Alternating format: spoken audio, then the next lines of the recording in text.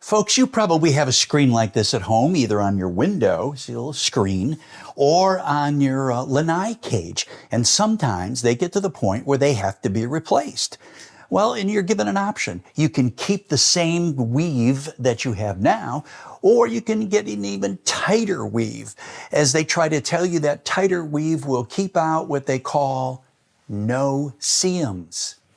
Those little bugs, very, very small, because you can't see them, no see-ems, and yet they can bite and cause all kinds of itching and problems. I bring that up because of our gospel reading.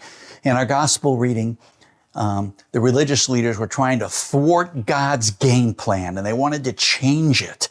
And they wanted to do that by taking Jesus outside of the city and throwing him off the edge of the hill and killing him. But God would not let that happen.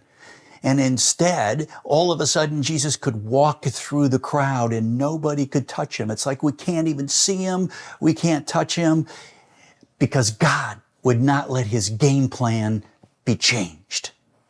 And in our epistle reading, God's game plan there about the body of Christ, and that you and I make up the body of Christ, and that the body of Christ is supposed to operate like our human bodies, which has different parts, but they work together. So you and I have gifts and talents and passions and abilities and resources that we can use not alone, but together with each other in order to get the love and good news of Jesus out to people so that they also know about his game plan.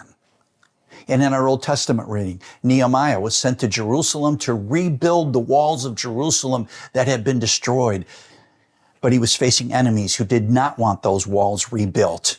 But even in the midst of that, Nehemiah said, it's time to stop. It's time to have a feast and to thank God, because the joy of the Lord is our strength. Not the happiness in the circumstances that they were in, but the joy of the Lord. And the joy of the Lord was that he would never leave them. He would never forsake them.